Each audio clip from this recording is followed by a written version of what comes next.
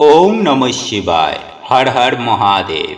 বন্ধুরা, আপনি শ্রাবণ মাসের সোমবারে শিবের ব্রত করুন বা না করুন, আপনি যদি এই শিব ব্রত কথা একবার শুনে নিতে পারেন তাহলে আপনি মালামাল হয়ে যাবেন। হ্যাঁ বন্ধুরা, আপনারা একেবারে ঠিকই শুনেছেন।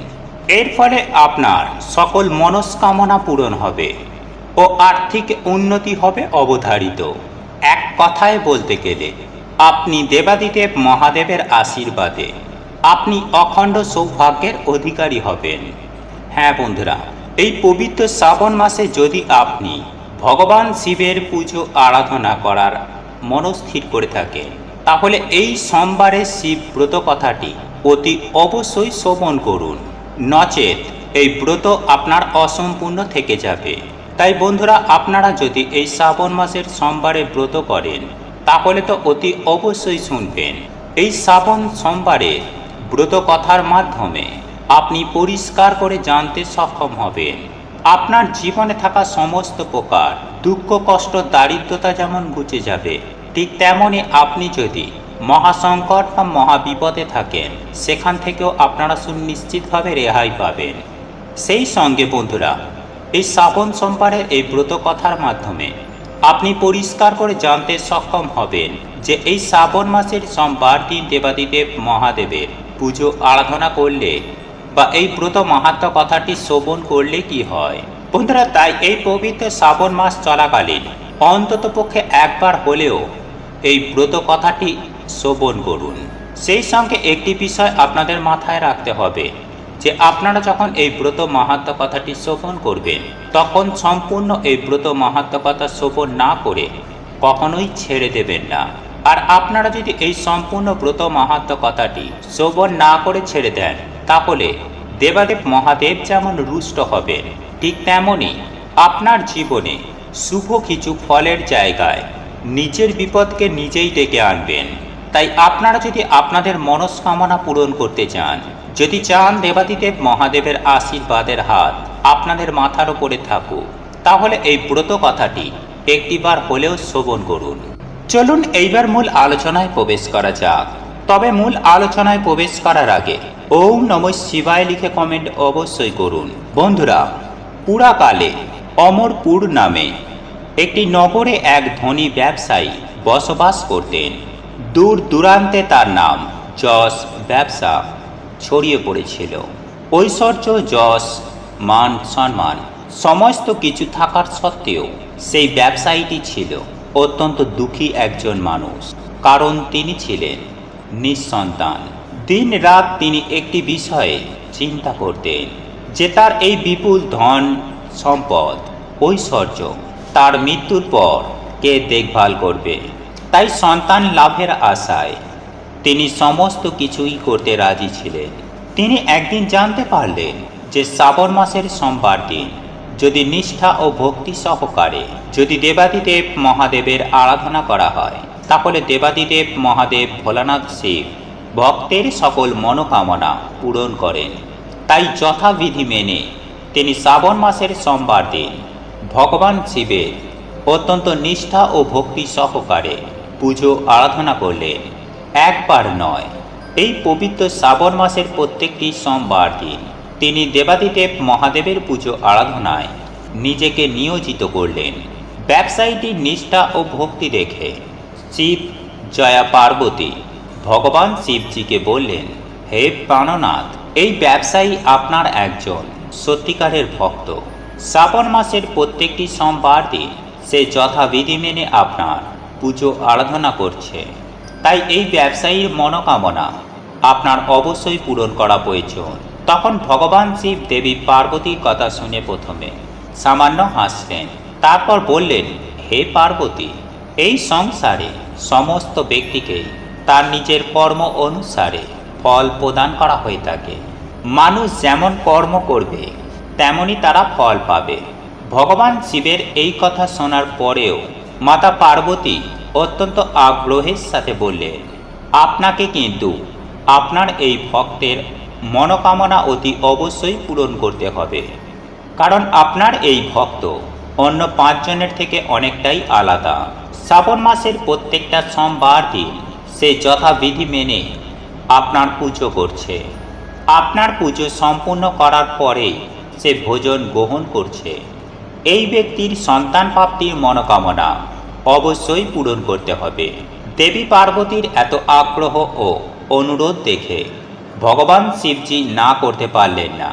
তিনি বললেন, ঠিক আছে, আমি এই ব্যবসায়ীটিকে সন্তান প্রাপ্তির বরদান করছি, কিন্তু তার এই সন্তান 16 বছরের অধিক জীবিত থাকবে না। শ্রাবণ মাসের শেষ সোমবার ব্রত শেষ হবার পর সেই ব্যবসায়ীটি সেই রাত্রে ভগবান শিবের দর্শন করলেন। স্বপ্নে ভগবান শিবজি তাকে পরিষ্কার করে জানালেন যে তাকে পুত্র সন্তানের বরদান তিনি করছেন, তবে তার এই পুত্র 16 বছর পর্যন্ত কেবল জীবিত থাকবে।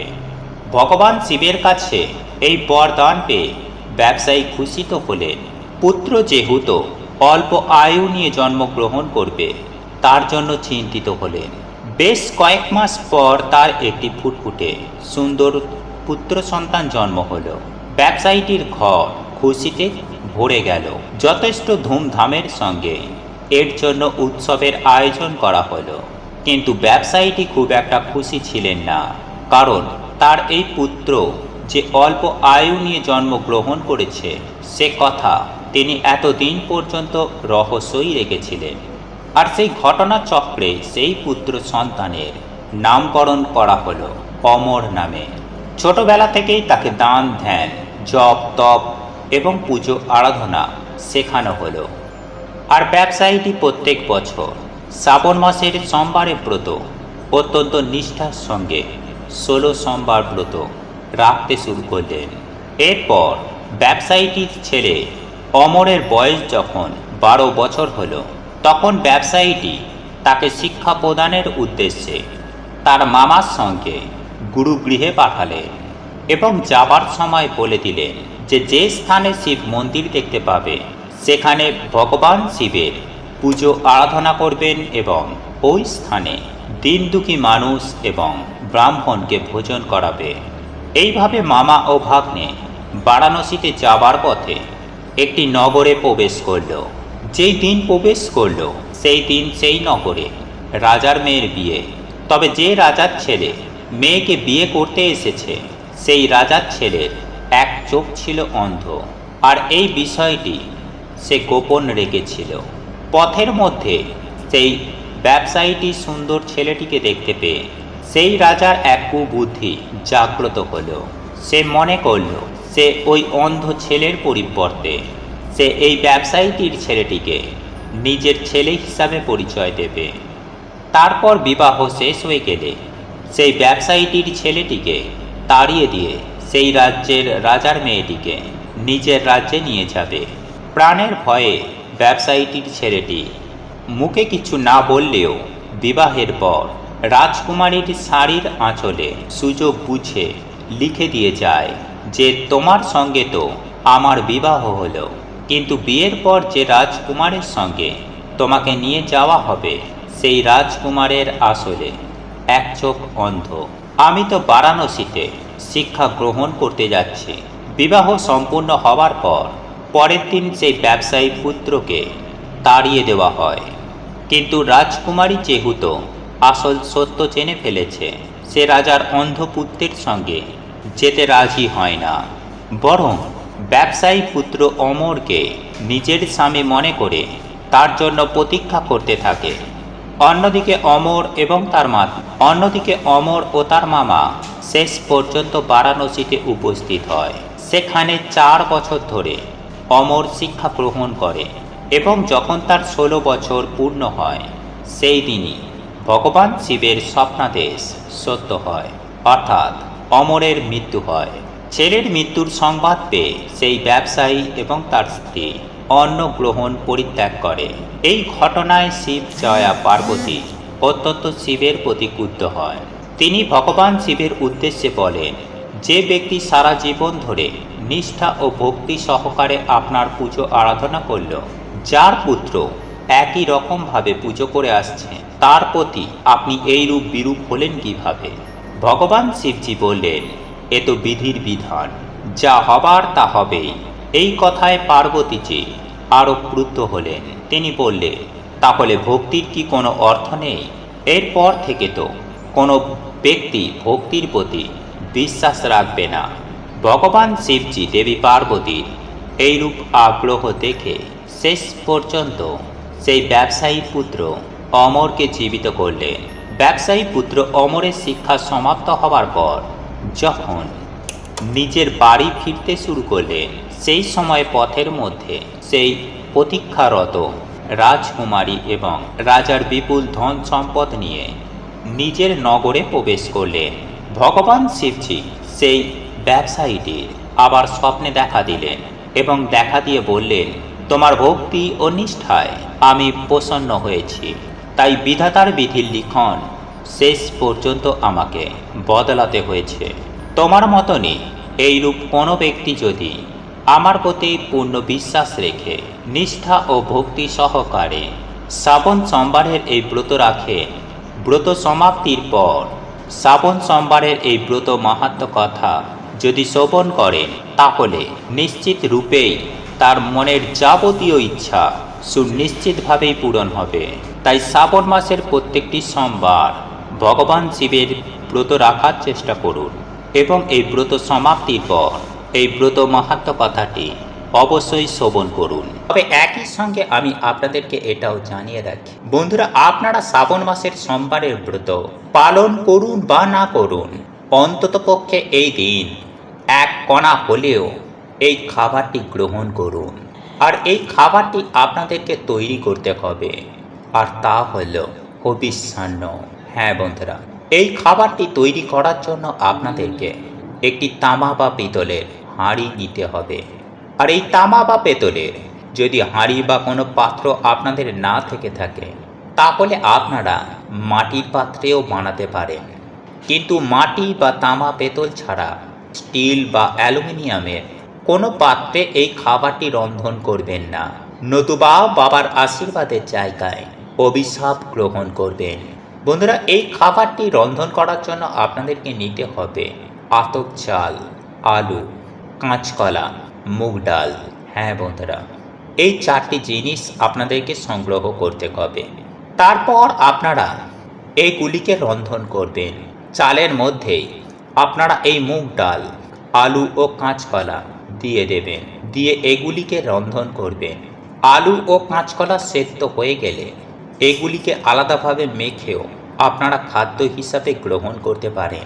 তবে যে বিষয়টি আপনাদেরকে অতি অবশ্যই মাথায় রাখতে হবে, তা হলো এই হবিষ্যান্ন তৈরি করার জন্য আপনারা সরষের তেলের ব্যবহার করতে পারবেন না।